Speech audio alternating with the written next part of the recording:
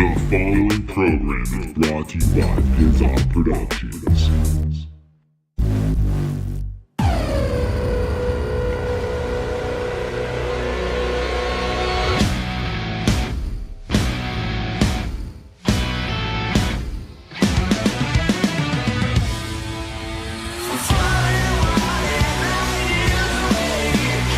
What's up, everybody? Welcome to an all-new episode of Totally Necessary Wrestling Podcast. I'm fucking Kevin Porter, guys. That's how we're starting it off today.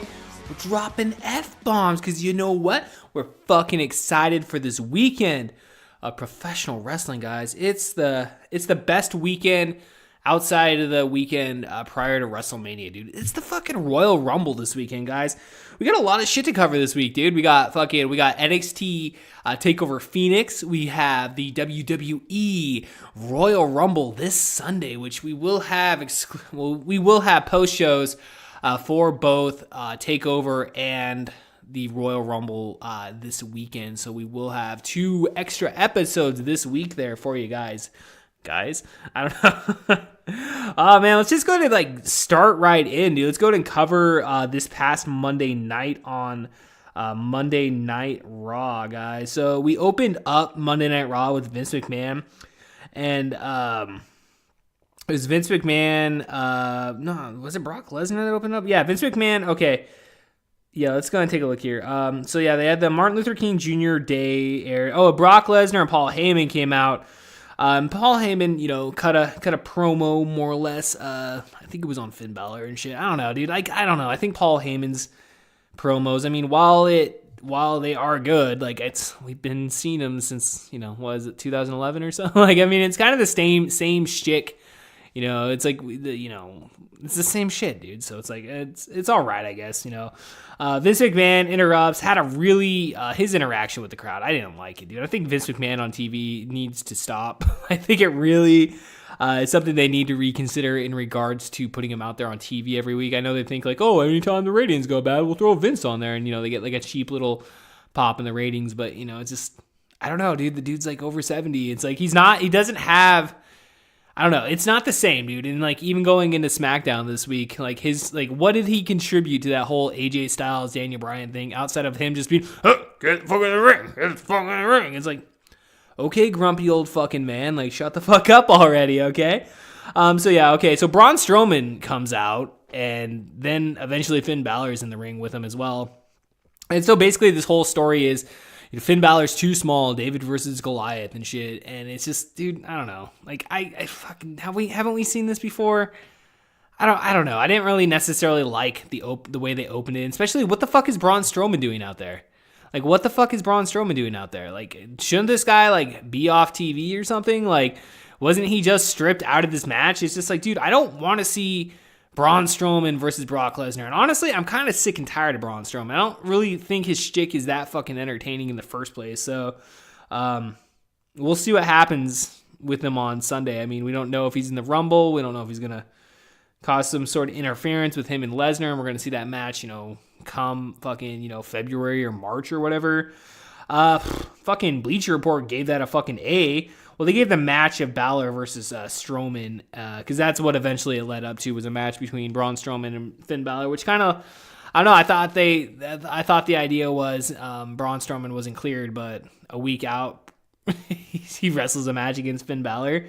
So there you go, guys. It was an average fucking match. I wouldn't say it was a fucking A, dude. I think the work rate on TV, typically you're going to see good matches no matter what, but at the same time, Strowman, Brock Lesnar stays out the whole entire time during the match and then eventually causes the disqualification.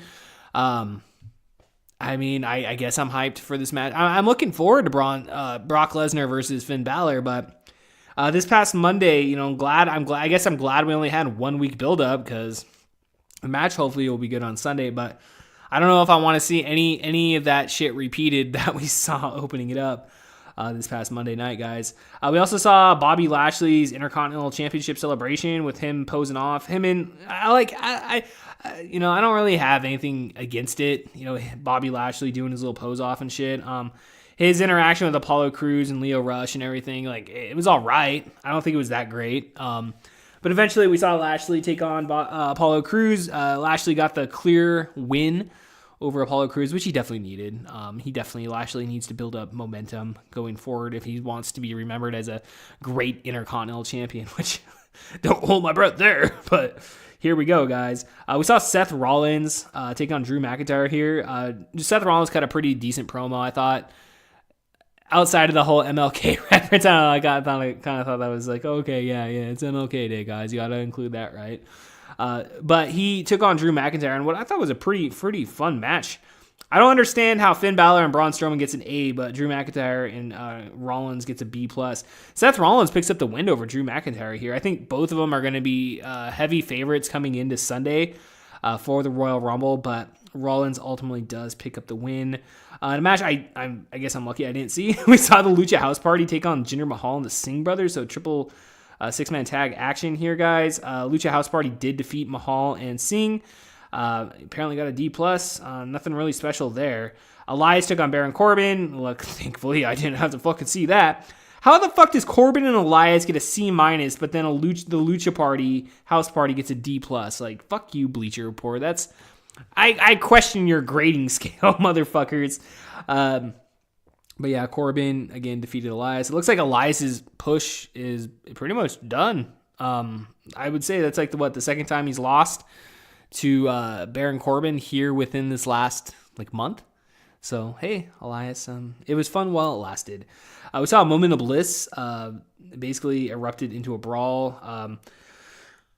It was Alexa Bliss and Nia Jax were speaking together, and then, all the women, this is basically to pump up the Women's Royal Rumble. Ultimately, it ended up with Alexa Bliss announcing that she will be back and will be in the Women's Royal Rumble. So, her and Charlotte, I believe, were the champions last year, so it's kind of nice to see that both of them will be interacting within the Raw, the Women's Royal Rumble this coming Sunday here. All of a sudden, Lacey Evans did arrive, stole the mic from Bliss, and announced her spot in the multi-women bout as well. So we will see Lacey Evans, which she's fucking huge compared to Alexa Bliss there. So I don't know if they're turning the Alexa Bliss face. I don't know what they're doing with it. But we will see Alexa Bliss and Lacey Evans in the Royal Rumble this coming Sunday. We saw Heavy Machinery taking on the Ascension, which, again, I didn't see this match, but oh, great. Heavy Machinery defeated the Ascension here.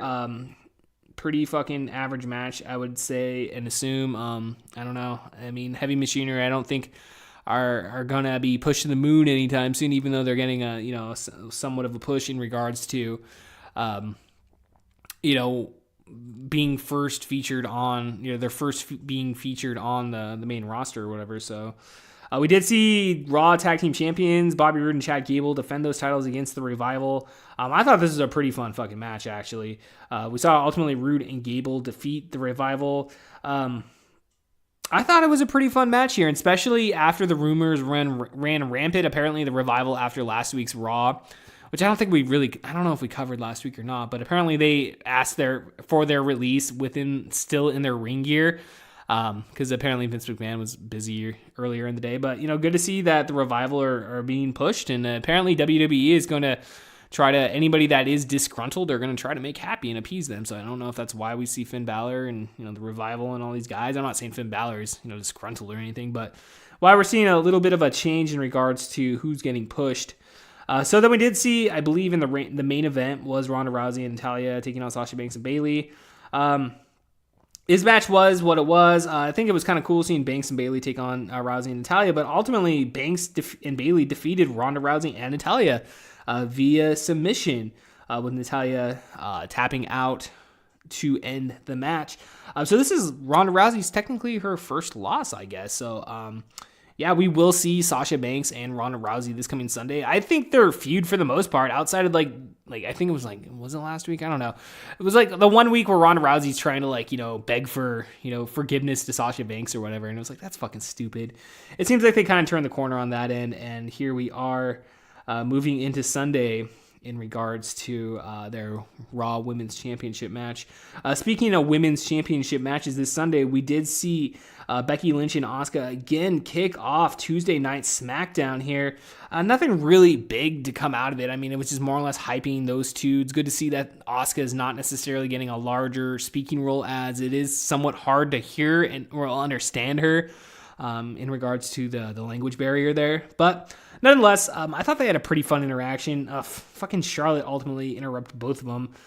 They got into Asuka and Becky Lynch got into a huge fucking brawl that like just fucking went everywhere, dude. Even went after the commercial break into the backstage area. So I thought the opening of Smackdown was actually pretty fucking kick ass. A lot better compared to what Monday Night Raw presented on fucking Monday, guys. We saw I don't think it's the conclusion, but we did see Naomi taking on Mandy Rose. Ultimately, Rose did defeat Naomi here. I know everybody's kind of shitting all over that fucking segment the week prior, which I get all the legitimate. I mean, everybody's got a legitimate gripe in regards to being like, oh, the cameras are there. Are we supposed to not? Are the cameras not there? Are they there? I don't know what we're doing anymore, guys. But I thought I like Mandy Rose and I like Naomi too. So I don't really have a problem with these two going back and forth. And they had a really fun package kind of detailing their match coming up that night.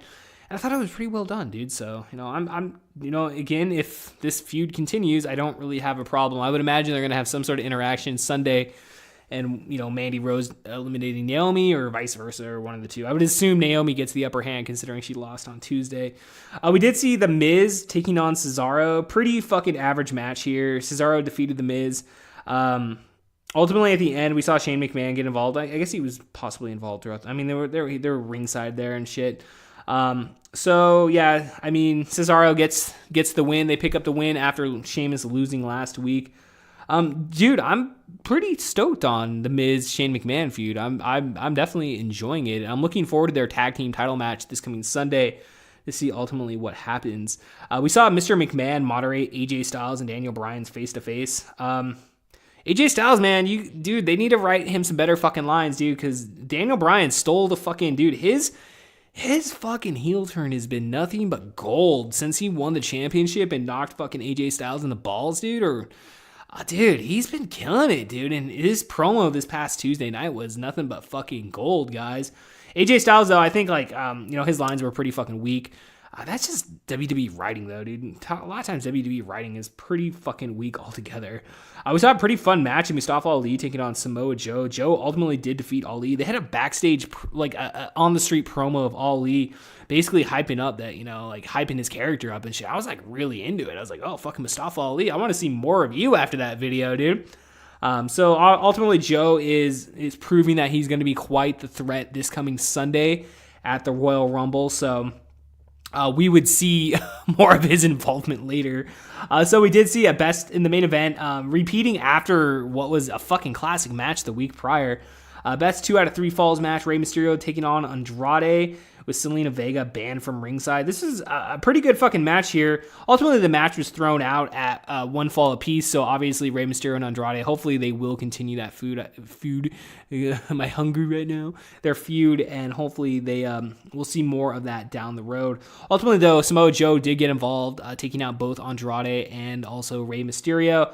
So it was the end of SmackDown. It's like, all right, Samoa Joe's going to go off air, and then RK out of nowhere, our fucking Randy Orton shows up after a month off and takes out Samoa Joe and then lifts the 3 fingers up, indicating he's ready for his 3rd Royal Rumble, which he just won the Royal Rumble a couple years ago. So ended in a no contest, but good to see Randy Orton is back.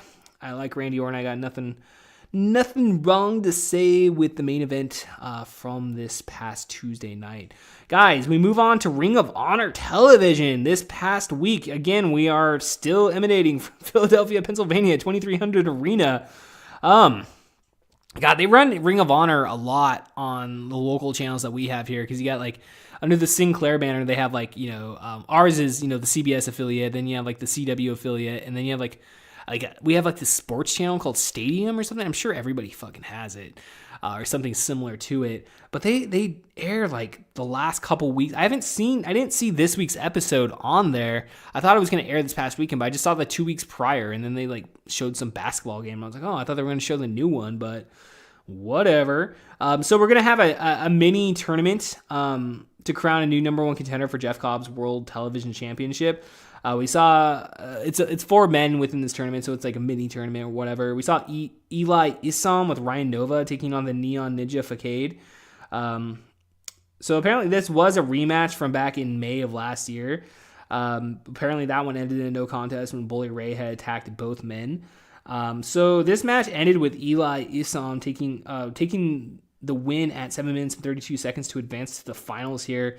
I don't really have anything. I've seen both these guys now a couple times on Ring of Honor television. I think both of them have potential, so I don't really have much bad to say about the match or anything. I thought it was a pretty fun match. It only went 7 minutes and 32 seconds. And yeah, we'll see Eli Isom in 2 weeks in the finals. We saw the Women of Honor World Champion Kelly Klein backstage to basically reiterate that every single match that she is in going forward, her title will be on the line. Good to see Kelly Klein being featured. I like Kelly Klein. I think she's very pretty lady. So good to see that she's being pushed heavily in Ring of Honor. So we did recap last week's show's closing segment with Marty Scurll announcing his villain enterprise, him, Brody King, and PCO. So good to see. It seems like, they'll be feuding with the Kingdom, I suppose. I don't know what exactly is going on because, again, Ring of Honor TV is so fucking... I don't fucking get it, dude. They recorded, I think, like 2 weeks ago, their new tapings that will be airing after these ones are finished. It's just like, I don't understand it, dude. I really wish they would, like, revamp their syndication and, like, give it, like, a fucking primetime show and actually, like, run it like an actual fucking, weekly television show rather than just, this is just random shit, mate. I mean, they have stories and shit, but it's like, it doesn't seem like it's fairly consistent for the most part. It's just kind of all over the place, I guess. So Ring of Honor World Champion Jay Lethal was backstage. He basically addressed Matt Taven again, saying that he's the real world champion, which we've been seeing this since September. So again, something's got to come to head. I don't know if it's going to happen at Madison Square Garden this year, but something's going to happen. So then we did also see the Kingdom's music hit with TK O'Ryan entering to take on Roosh. Roosh is newly signed to Ring of Honor. He's from CMLL. He's a part of was it Los Ingobernables? LOJ? I'll say that. Sure. LOI? I don't know. Fuck, what are the acronyms for that shit? That's a good question, guys. I always fuck up that damn name. But apparently he was like the original leader from the Mexico, because apparently the one from Japan is a Splinter Cell which they specifically said it was a Splinter Cell. They were trying to give you a little bit of background. Ian Riccaboni was on the broadcast this week. So this was a really fucking fun match here. Roosh ended up winning 9 minutes and 39 seconds. The Red Balloons floated up, and Vinny Marcel Seglia appeared in the ring. He distracted Roosh, and then Taven appeared and clubbed him with his fake world title from behind, which apparently Taven and Roosh have history going back to CMLL. Apparently they're WrestleMania or whatever. Matt Taven had taken on Roosh in their main event of that program there. So it's good to see they're carrying that over, into Ring of Honor. Nice to see that Taven has like fucking 20 fucking different storylines going on. Oh, he's going to fight Villain Enterprises. He's going to fight Jay Lethal. Now he's going to fight Roosh. Get your shit together, Ring of Honor. Come the fuck on, man. It's fucking stupid. So in our semifinal match, or opening qualifying match, I don't know. Beer City Bruiser took on the last real man, Silas Young, in a no disqualification match to see who will face Eli Isom in 2 weeks. Or Isom. This was a pretty fucking fun match here, dude. I think Beer City Bruiser is fucking underrated, dude. And same with Silas Young, dude. I think both these guys are pretty fucking underrated. So it was nice to see these two have a fucking pretty long match. I mean, the match went 15 minutes and 39 seconds. Fucking Beer City Bruiser's Milanis, I believe, is his tag team partner. Milanis ended up getting involved, and even with the which is kind of weird considering Beer City Bruiser was kind of like it seemed like he was supposed to be the face of the match, and Silas Young, he's your fucking heel. But he gets the double team. He tries to help fucking Beer City Bruiser, but Silas Young eventually gets the win. And again, as stated, 15 minutes and 39 seconds. He'll go on to face Eli Isom. They said in 2 weeks to determine the number one contender for Jeff Cobb's Ring of Honor Television Championship. Next week, guys, we're going to be seeing the Kingdom taking on Villain Enterprises for the 6-man titles, and Juice Robinson taking on PJ Black. So I'm actually looking forward to those matches. I think that next week's TV will be pretty fun. I don't read spoilers, so I don't really know what will ultimately be happening next week. So, guys, we roll into the final NXT television show prior to NXT Takeover Phoenix this coming weekend. Guys, I'm so excited for Takeover this weekend. So we kicked off NXT TV with the Velveteen Dream, basically revealing what his plans are for 2019. He was ultimately interrupted by Adam Cole and Bobby Fish. I thought this was a really great opening segment. I love Adam Cole and Bobby Fish, and I like the Velveteen Dream. So I had nothing wrong. There was nothing wrong, in my opinion, with the opening of NXT and how apparently, Velveteen Dream doesn't even have a match this coming Saturday. So it's good to see at least getting some featured TV time there because that guy's fucking money, dude. At least he seems like he will. Hopefully he'll go to the main roster and he'll do something. Hopefully, I guess. I mean, I guess it just all comes down to the talent, so. We saw Oni Lorcan and Danny Burch taking on Marcel Barthel and Fabian Eichner. This was I would say this was definitely one of your matches of the week, guys. We saw Lorcan and Burch ultimately defeat Eichner and Barthel. But if you haven't checked this match out, I would definitely advise go out of your way, watch this match, and the I would even advise the Rey Mysterio Andrade match from Tuesday night. I think those are basically your two matches of the week there. In tag team action, we saw Io Shirai and Kairi Sane taking on Amber Nova and Tania Brooks. Dude, this is okay. I'll be completely honest. Okay, so I watched the entrances and then I fucking passed out watching this, dude. And I just didn't have the time today, so I was up fucking skiing in the mountains. It was pretty fucking sweet, dude. It was fucking so beautiful out there. I love getting on the slopes, dude. It was really fun. But I ultimately fell asleep and did not get to finish this match here. So ultimately, Shirai and Sane picked up the win here. It seems to have gotten a pretty good analysis in regards to the grade that Bleacher Report gave it. Give it a solid B+. So I would say it's a fun match, dude. I don't think I'm going to go back and watch it, but I like Kairi Sane. I like Io Shirai. Amber Nova and Tania Brooks. I don't really know who they are, but from the picture, she looks hot. One of them looks hot. So one of them, I don't know who it is. But sure, guys. In the main event, though, we did see Velveteen Dream taking on Bobby Fish. So this match was ultimately announced later on in the evening after their confrontation earlier. Again, not being able to see this match, Velveteen Dream did pick up the win against Bobby Fish here. So I don't believe this will be this. This is, but yeah, okay. So they're announcing this is the first chapter of the rivalry between Velveteen Dream and Adam Cole, which Adam Cole doesn't have a match this Saturday either. They're basically stating that this most likely this match between Adam Cole and Velveteen Dream will take place at the TakeOver WrestleMania weekend here. So Dream picks up the win. Ultimately, we'll see what happens come WrestleMania and this TakeOver New York, TakeOver Brooklyn, I guess, which is kind of weird considering that it's TakeOver da-da-da-da. Well, they do the TakeOver Brooklyn during SummerSlam weekend typically, but SummerSlam is not in Brooklyn this year. It is in Toronto, so of course Toronto gets it. Fucking God forbid they ever bring a big fucking 4 pay-per-view to the fucking Pacific Northwest. Oh, God forbid that ever happens. Fucking bullshit. So we did see the Ricochet Johnny Gargano promo prior to their North American Heavyweight Championship match this coming Saturday. Again, not seeing it. It got a pretty good grade here. Ultimately, Seth Rollins, guys. Aleister Black and Tommaso Ciampa ultimately did get involved here. So it looks like the reunited tag team of Gargano and Ciampa ultimately did clean house here. Left Aleister Black and Ricochet basically laying there. So, I don't know. Apparently, Candice LeRae interrupted. I'm trying to see okay, ultimately, the former partners left the babyfaces lying and headed up the ramp where they briefly teased a sign of respect. Candice LeRae interrupted, though, warning Gargano, we are not doing this again. So, DIY and not fully reunited again. So, obviously, this is building up this coming Saturday as we have NXT TakeOver in Phoenix, guys. So we might as well jump on over and do a quick rundown of the matches that have been announced. It's only 5 matches that have been announced for this, which is why I love NXT TakeOvers, because, dude, they're solid 2 hours, 2.5 hours. You get 5 really good fucking matches.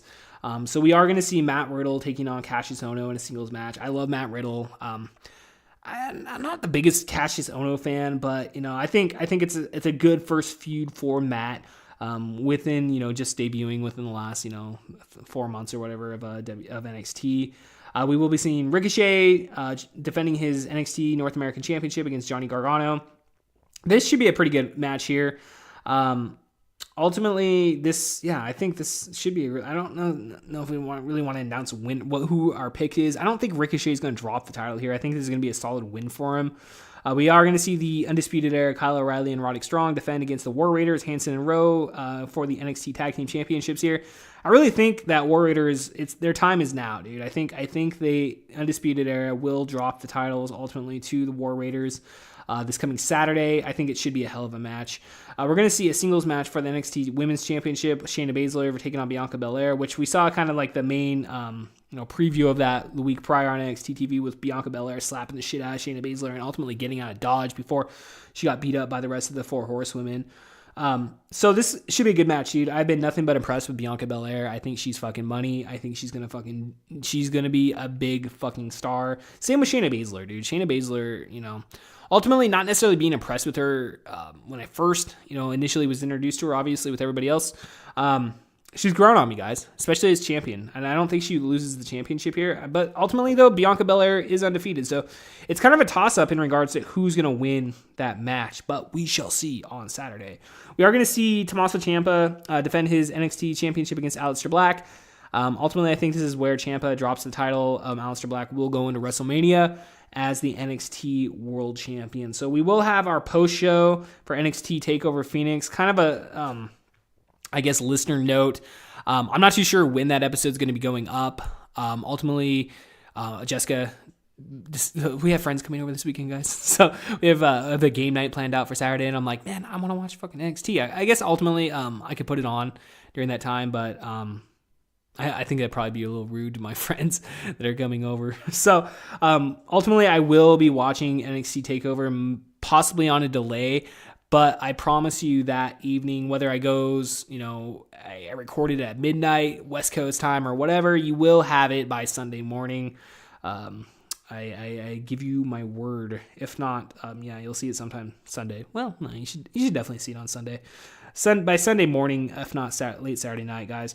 Dude, and then we got like the fucking 5-6 hour. I don't even know how long the Royal Rumble's gonna fucking be, dude. It's like, what, special start time of 2 o'clock? It's like, dude, I ain't watching the pre-show, guys. So apparently, according to this here, apparently there's 2 matches that have been announced for the pre-show. Rusev defending his United States Championship against Shinsuke Nakamura, which I don't really think they've had them on TV the last 2 weeks. So I don't know exactly how they're properly building that, but nonetheless, we will see that on the kickoff show. It's going to be really interesting, though, come Royal Rumble on Sunday to see exactly the layout because they are in a baseball stadium. So I'm really excited for that. I'm really happy that they're like getting out of fucking actual, shitty fucking arenas. And they're going into stadiums for some of these bigger shows. Like, I really enjoyed the big shows, having a big fucking feel to it and seeing it in a base. And apparently it's the first time they've ran a baseball stadium since Safeco Field in Seattle per WrestleMania 19. So that should be pretty fucking interesting. I don't think Rusev wins. I don't think Rusev drops the championship here, but we shall see. Again, I'm not going to see it because I'm not watching the fucking pre-show. We will see also a fatal 4-way match for the WWE Cruiserweight Championship match. Buddy Murphy defending against Akira Tozawa, taking on Hideo Itami versus Kalisto. I think that should be a pretty good match there. I don't really see any reason Buddy Murphy to drop the title just yet. I think from the sounds of it, it sounds like he's fucking doing pretty good on 205 Live, which, we don't cover, so whatever. We're going to see the tag team match for the WWE SmackDown Tag Team Championship. The Bar taking on The Miz and Shane McMahon. This is going to be interesting to see how this match progresses. I don't know if it's going to be The Miz turning on Shane McMahon or Shane McMahon turning on The Miz. Ultimately, I don't necessarily see them winning the titles here. But hey, man, crazier things have happened. We are going to see a singles match for the WWE Raw Women's Championship. Ronda Rousey defending against Sasha Banks. Again, with kind of how WrestleMania will be moving forward with the idea is going to be, the rumored match is going to be Ronda Rousey versus Becky Lynch, which I really ultimately hope it is. I really hope they don't include Charlotte, but I know they fucking are, dude. It's like, gosh, come on, dude. Like, does Charlotte really have to be what? Oh, because she's Ric Flair's fucking daughter, she has to be in the main event too. It's just like, fuck you, WWE. Fucking put Becky Lynch one-on-one against Ronda Rousey. Fucking get some balls, you fucking pussies. So I don't see Ronda Rousey losing to Sasha Banks. I think ultimately it should be a good match, but Ronda Rousey, I believe, will retain. For the WWE Smackdown Women's Championship, we are going to see Asuka defending against Becky Lynch. This is kind of like up in the air because if Becky Lynch loses this match, I mean, I think it'd be safe to say that, you know, she most likely will end up in the Royal Rumble. I don't know if that's going to happen or not. I know the year Daniel Bryan, WrestleMania 30, had that match opening up the Royal Rumble against Bray Wyatt, and everybody assumed he was going to be in the Royal Rumble, and then Rey Mysterio came out at number 30 and just got booed to fucking shit. I really think Carmella is going to get booed to shit this coming Sunday if Becky Lynch doesn't win the championship and then ultimately doesn't appear in the Royal Rumble. So hopefully they've learned from their fucking mistakes, guys. We are going to go see the WWE Championship defended, Daniel Bryan taking on AJ Styles. I think the feud's been pretty fun. Obviously AJ Styles had to earn the match in that like fatal 5-way or whatever the fuck it was here a couple weeks ago on SmackDown. I don't really see Daniel Bryan dropping the title. I don't know where they're moving forward towards WrestleMania for either guy. So it'll be interesting. Again, I don't think AJ Styles is going to drop the championship, but is going to win the championship back. But crazier things have happened. I like it. I like Daniel Bryan again, dude. He's like my favorite fucking wrestler, dude. So seeing him take on AJ Styles will hopefully be a really good like 20-minute match or some shit. Because again, they're gonna have to fill in like 8 hours of fucking programming this coming Sunday. In a singles match for the WWE Universal Championship, Brock Lesnar will defend against Finn Balor. It should be a pretty competitive match. I think it's going to be pretty much on par with like what we've seen in regards to Brock Lesnar taking on smaller guys with the AJ Styles, Daniel Bryan matches in the last year. I fully expect a very entertaining match. I think both guys are going to have their working boots on, especially Finn Balor, considering this is kind of his chance to shine in regards to, hey, upper management, fuck you. I'm fucking fully talented and ready to take that fucking ball. I don't think Finn's going to win the championship on Sunday, but again, citing, as we stated earlier, crazier things have fucking happened in the WWE before. But I think, that should be a very fun match here. So, and then we ultimately have the Women's Royal Rumble match, 30 women, and then the Men's Royal Rumble match, 30 men. Ultimately, don't know which one's going to main event the show, but one of the Rumble matches is most likely going to main event. I don't know exactly who's going to win, guys, but yeah, the winner of each match gets a championship match that they're choosing at WrestleMania 35. I can't believe we're already at WrestleMania 35, dude. That's fucking insane, dude. I started watching wrestling at WrestleMania 9. Shit, dude, make me feel. I know, it's like, well, you started watching in 93. It's like the worst era of fucking WWE. As a kid, dude, I fucking thoroughly enjoyed 93, 94, 95. Not so much 95. I don't know. I remember when they announced the Royal Rumble in 1995, they said it was at the Sun Dome, and I'm like, no shit, it's gonna be in Yakima, because we have a venue called the Sun Dome here. No, it was ultimately Tampa, Florida, but apparently their Sun Dome got the Royal Rumble that year, which ultimately Shawn Michaels went from number 1 all the way to the end to win the 30-man Royal Rumble in 1995 to go on to face Diesel for the WWF World Championship that year. So we will see who wins both these matches. I don't really want to throw out a pick or anything. I think we'll just come back on Sunday and we'll see who wins, guys. I think each match, it's the Royal Rumble, dude. Again, this is my favorite weekend of the year outside of WrestleMania, guys. I love the Royal Rumble. I'm glad that it's getting bigger and bigger, and we're seeing the women getting their own Royal Rumble. I think that's fucking huge and amazing. And dude, guys, that's the week that was professional wrestling. Holy shit, dude. We went through this. We came in here committed. We're like, all right, gonna bust this out. And guess how many takes I took this? 1. We did this in 1 fucking take. Congratulations, guys. So if you made it to the end, you earned a gold fucking star. And guess what? We will see you this weekend twice. Again, we're gonna have 2 new episodes this weekend. We're going to have an NXT Takeover Phoenix post show, along also with the WWE Royal Rumble post show as well. So until then, we'll see you next time.